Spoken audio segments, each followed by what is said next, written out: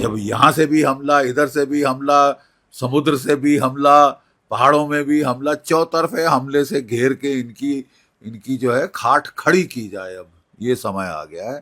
3 महीने चला था कारगिल का युद्ध। कितने न्यूक्लियर बॉम्ब आपने पड़ते देखे थे दिल्ली पे या कहीं भी भारतवर्ष में? 3.5 साल चल गया है रशिया यूक्रेन युद्ध। रशिया सबसे बड़ी न्यूक्लियर पावर है। कितने न्यूक्लियर बॉम्ब फायर किए हैं उसने कईव के ऊपर या किसी और यूरोपीय मुल्क के ऊपर?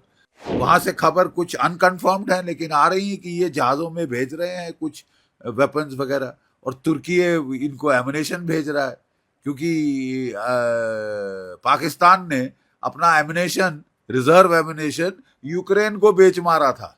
7 से 10 दिन का इनके पास नॉर्मली रिजर्व होता है, वो 3-4 दिन के ऊपर आ चुका है। अब ये हाथ पैर मांग के वहां से वो कह रहे हैं कि तुर्की फ्लाई इन कर रहा है एमुनेशन इनकी तोपों के लिए। पाकिस्तान पे बिजली कड़कने वाली है तो उनकी तो बत्ती बंद है, हवा खिसकी हुई है, पैनिक में है। पैनिक है पाकिस्तान में, ठीक है साहब। कभी कराची से जहाज निकाल के स्कर्दू और क्या कहते हैं गिलगिट बाल्टिस्तान में भेज रहे हैं। वहां से देख रहे हैं कि हमारी नेवी आ रही है कराची की तरफ, तो फिर पसीने छूट रहे हैं ठंडे। उनके जो हैं टैंक्स, आर्मर्ड कार्स वगैरह ये सब वो बॉर्डर की तरफ आ रहे हैं। अफगानिस्तान का बॉर्डर खाली कर रहे हैं, बलूचिस्तान को खाली करके आगे भेज रहे हैं। इन्होंने अभी तालिबान के बरखिलाफ 2 एयर अटैक किए थे जनाब, बड़े घोड़े पे चढ़ के, और कोई 52 औरतें बच्चे मारे थे अफगानिस्तान के गांव में। वो भी चिड़े बैठे हैं, वो भी आगे की तरफ आ रहे हैं, ठीक है। और मैं तो कहता हूं कि भारत को भी एक मौका है कि बगराम एयरबेस में अपने ट्रूप्स उतारे, बात कर ले तालिबान से, और वो उस तरफ से हमला भी करे।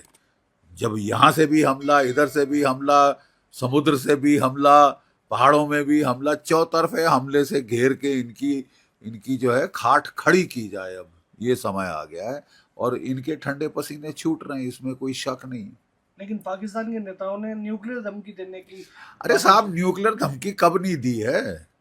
ये कोई नई बात है कि न्यूक्लियर धमकी दे दी और हमको डर के मारे गश खा जानी चाहिए? बकवास। 3 महीने चला था कारगिल का युद्ध। कितने न्यूक्लियर बॉम्ब आपने पड़ते देखे थे दिल्ली पे या कहीं भी भारतवर्ष में? 3.5 साल चल गया है रशिया यूक्रेन युद्ध। रशिया सबसे बड़ी न्यूक्लियर पावर है। कितने न्यूक्लियर बॉम्ब फायर किए हैं उसने कईव के ऊपर या किसी और यूरोपीय मुल्क के ऊपर? तो न्यूक्लियर धमकी दे देना बड़ा आसान है, करना बहुत मुश्किल है साहब। क्योंकि कोई कोई ये ऐसी बात नहीं है कि केवल पाकिस्तान के पास न्यूक्लियर वेपन्स हैं और भारत के पास कख नहीं है। जैसे कि बेचारे जापान के खिलाफ जब उनके पास कुछ नहीं था तो अमेरिका ने दाग दिए 2 हथियार। जहां भी न्यूक्लियर सिमेट्री रही है, कहीं किसी की हिमाकत नहीं हुई कि वो वहां पे न्यूक्लियर वेपन चलाए, और चलाएंगे तो भुगतेंगे, क्योंकि हमारे पास 172 क्या सॉरी 180 के करीब न्यूक्लियर वेपन्स हमारे पास हैं। और ये जो हैं ये इनकी जो टनेज है वो पाकिस्तान के 1.5 पौए 2 पौए के बॉम्ब से कहीं ज्यादा है।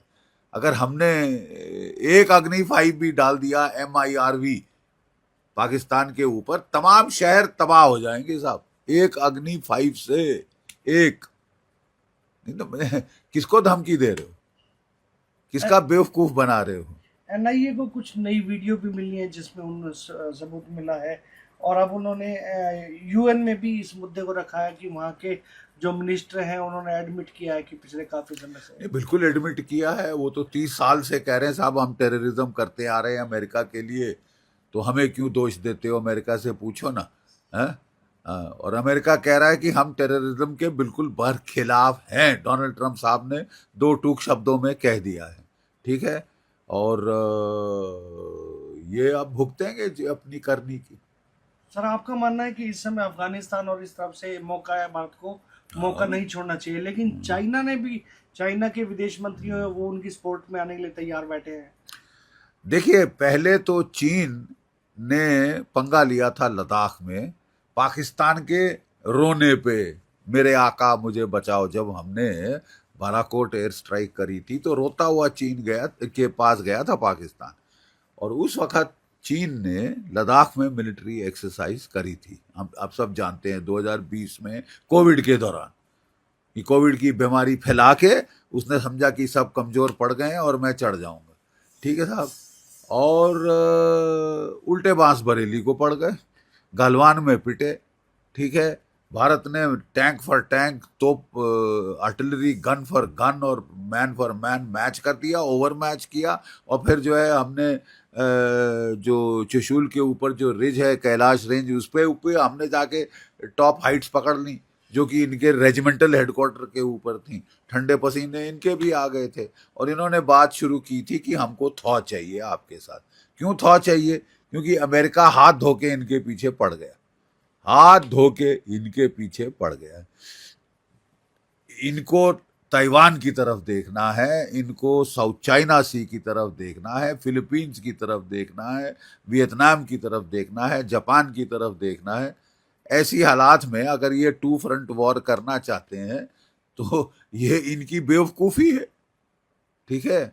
ये टू फ्रंट वॉर मतलब इनके सारे इस तरफ खिंच जाएंगे जो मेन फ्रंट है उनका, उससे।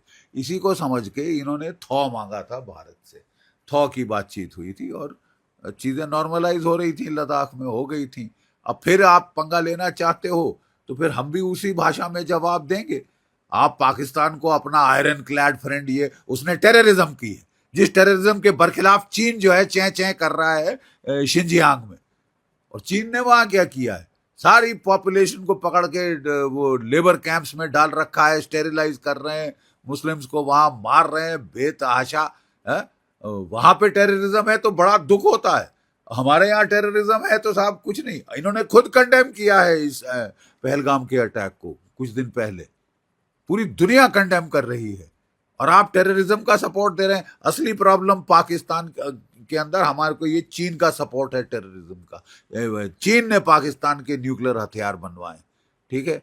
और चीन ने पाकिस्तान को जो है वो रॉकेट, मिसाइल, सब कुछ टेक्नोलॉजी चीन ने दी है। अब भी पाकिस्तान रोता गया है चीन के पास, मेरे आका मुझे P-15 beyond visual range missile दो, मेरे को HQ-19 surface to air missiles दो, मेरे को बचाओ, मैं तो मारा गया बेमौत। तो तुमने करनी ऐसी करी तो मार खाओगे ना साहब। ठीक है। और वहां से खबर कुछ अनकन्फर्म्ड है लेकिन आ रही है कि ये जहाजों में भेज रहे हैं कुछ वेपन्स वगैरह, और तुर्की इनको एमुनेशन भेज रहा है, क्योंकि पाकिस्तान ने अपना एमुनेशन, रिजर्व एमुनेशन यूक्रेन को बेच मारा था। ठीक है साहब। 7 से 10 दिन का इनके पास नॉर्मली रिजर्व होता है, वो 3-4 दिन के ऊपर आ चुका है। अब ये हाथ पैर मांग के वहां से वो कह रहे हैं कि तुर्की फ्लाई इन कर रहा है एमुनेशन इनकी तोपों के लिए। तो मेरा सरकार को मेरा अनुरोध है कि अब जल्दी कर दीजिए। अब जो है, क्योंकि देखिए सिंपैथी होती है टेररिज्म स्ट्राइक के बाद, पूरे दुनिया की सिंपैथी भारत के पास, धीरे धीरे वो सिंपैथी लोग भूल जाते हैं। ठीक है। तो इजरायली जो करते हैं वो तो खैर बहुत जल्दी करते हैं, लेकिन हमारा हमेशा जो हमारा रहा है शैली लड़ने की, ठीक है साहब, हम अच्छी तरह तैयारी करके मार मारते हैं और ऐसी मार मारते हैं जो जिंदगी भर याद रहे। ठीक है साहब। मसलन 1971 मार्च में बोला था हमारी सैम मैनेकशॉ को इंदिरा गांधी ने कि आप करिए, कुछ करिए बांग्लादेश का। तो उसने कहा था मैडम मुझे तैयारी करने दीजिए, तैयार करके मैं 100% 100% गारंटी दे रहा हूं आपको सक्सेस की। और 100% से ज़्यादा सक्सेस मिला साहब। पाकिस्तान के 2 टुकड़े हो गए थे तब। अब ये बिना बेवजह हमारे लोगों को मार रहे हैं, उचकू चौधरी बन रहे हैं। अपने आराम से अपने घर में देखो, अपनी इकोनॉमी ठीक करो। दुनिया भर का ठेका ले रखा है इस मुनीर मुल्ला मुनीर ने दुनिया भर का ठेका ले रखा है, इस्लाम फैलाने का, गजवाए हिंद करने का, बांग्लादेश में तख्ता पलटने का, पंजाब में उंगल देना, जम्मू कश्मीर में उंगल देना। तो फिर कभी ना कभी तो आपकी उंगल तोड़नी पड़ेगी ना साहब। और अब मोदी जी ने रॉयट एक्ट पढ़ दिया है, तो अब साली जान निकल रही है। कभी चीन के पांव तलवे चाट रहे हैं, कभी तुर्की के तलवे चाट रहे हैं। आपने क्या समझा? आप ऐसे ही 26 भारतीय मारकर 17 घायल करके सीटी बजाते निकल जाओगे?